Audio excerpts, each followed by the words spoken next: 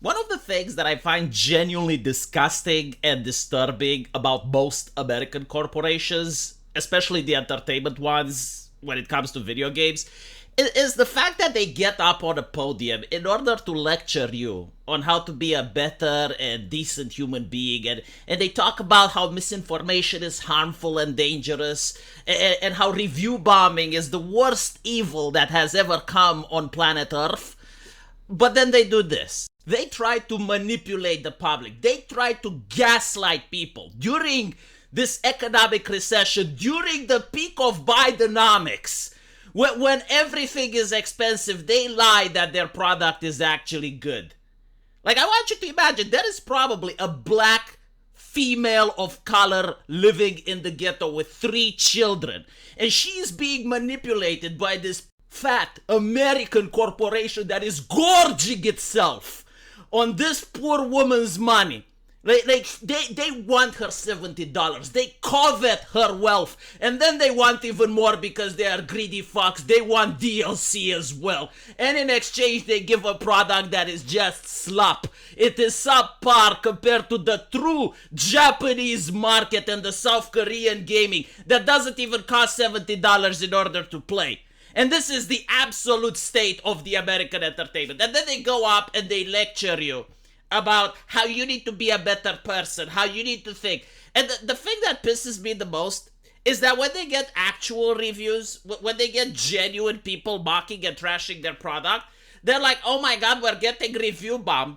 Oh, all of our hundreds of millions of dollars, all of our bot armies, all of our shenanigans pale in comparison with a couple of chucklehead trolls on YouTube. They have the audacity to keep lying. And the video game journalists, they do not call this out. No one at Kotaku knows about this. You know, they know they're experts when it comes to sexismus and bigotrismus and transmophobismus. I mean, they can sit you down and give you an entire seminar on those subjects. But when it's about holding the corporations to account, when it's about, you know, the woke stages of capitalism and pointing out, look what you're doing, crickets. No, they just don't know. They're just uninformed. They just don't see this happening. But heaven forbid you get 5 people criticizing one of their consultants' company, because then they're aware. Then they wake up. Then they know exactly what the problem is. The Guardian writes articles. BBC writes articles.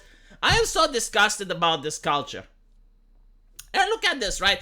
This is about Alan Wake and all of these bots, right? Like, I'm excited to hear that Alan Wake has updated its minimum PC requirements to be optimized for older gaming rigs. This opens up the game to the wider audience, allowing more players to experience the thrilling storytelling and immersive gameplay. Can't wait to dive in. Well, if you never dived in, how the fuck do you know that the storytelling is immersive? I mean, I can see you making the argument about the wider audience, but like, how exactly do you know that the storytelling is thrilling if you never played the fucking game? My ancient potato PC can run Alan Wake. I can finally dust off my PC, run Alan Wake. Look how many of them there are. Look. This is common industry standard, by the way. And Master of TDS is the one that found all of these bots. And by the way, what I noticed they have in common, and how you can tell if you're talking to an actual person or a bot, is that an actual person usually has a lolly avatar. Okay? If you find an anime avatar with a lolly, it's guaranteed that it's an actual person, because no company would do that. Like, you do not have a corporation that would put an avatar with a lolly. These are like avatars. This is just like the pure normie shit. Especially the ones where people show their real faces. Like, this is almost certainly that it is a bot. And when they talk about with so much praise about a game, right? It's almost 100% of the time a bot. But they're meant to drive the traffic. They are meant in order to get the game trending. And you get the same thing happening with Ubisoft now, which is pushing Star Wars Outlaws. And as you can see, it's set to launch with NVIDIA's advanced AI technology. And I was like, who talks about these things? Because I'm on multiple forums where actual gamers converge. I'm on Discord, I have friends, you know, we all play video games. No one is talking about this, but you get to see it on Twitter. And what's interesting, I want you to notice, most of the bots, if not all of them, have the blue check marks, right? So, like, this is a very expensive operation to run all of these bots and have to pay $7 for each of them because there's thousands of these bots, right? So this is just like marketing price now. But again, like they freak out about review bombing. Like if you have a Steam curator that says, "Oh, this game has Sweet Baby involved," oh my God, that's review bombing. That's horrible. You know, gamers are so toxic. What are we going to call publishers for being toxic? Because gaslighting is something that you do in a toxic and abusive relationship. And this seems to be part and parcel for most of the crap that's coming in from the West right now. Do you know what's interesting? When I grew up, they didn't need to pull this shit. I'm genuinely curious if Japanese publisher pulled this shit as well. I mean, Nikkei didn't have to pull this shit.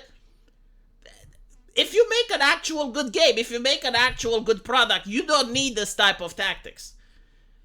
And again, the thing that really is interesting is that the game journalists don't talk about this. I mean, if you make an article like this, you're guaranteed to get clicks. You're guaranteed to get a lot of people watching.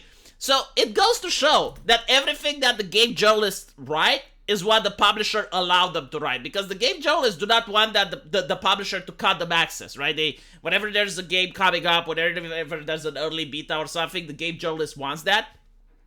So whenever that the game journalist goes like, "Oh, this company is rampant with sexismus and misogynismus and racismus," it's because the publisher allows them to talk about that, because they would rather talk about sexismus at Ubisoft than the bugs that is in their game, than the bad business practices with DLC that's in their game.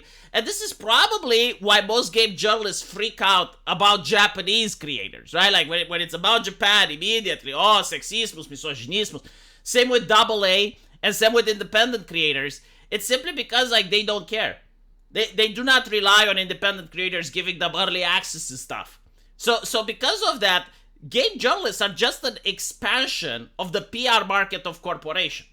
It's simply because they're not calling this out. This is like the best indicator to understand why this is an issue. And by the way, this is happening with the movies and TV shows as well, but especially on Rotten Tomatoes. Like, Rotten Tomatoes is in cahoots with the corporations. Not only do they allow this type of reviewing, this type of botting, but they delete and they remove actual criticism. And not only that, sometimes they allow like criticism that is misogynistic in nature, so that the producer goes, it's like, "Oh, look at all these misogynist trolls online." So they can receive like 100 comments, 99% of them are legit, and 1% of them is misogynistic. They will delete the legit ones and let the misogynistic ones shine so that they can have their articles and get their movie in the press. It's so disgusting that they just can't make a good product. Like, this is what everyone is asking. Just make a fucking good product. Stop doing these tactics. Just make something good that the public wants to see. But I guess, again, when you hire Sweet Baby consultants and you give every female character the man jaw, like, no female character in your video game is going to look anything remotely like Tina or like Nemo from here. Then, oh, and by the way, they use the same profile picture. Like, the one for Tina is also the one for Teresa Hartley. That's very interesting. Like, they ran out of profile pictures. But anyway, right, it's also interesting, right? Like, all these smoking hot chicks are playing Star Wars Outlaws. I mean, this is completely legit, right? Like, when I'm in Star Wars Outlaws, I'm pretty sure that more than half of the people that I will meet online are going to be sexy women. Let me know what you guys think, though, and as usual, I will see you in the comment section. Take care.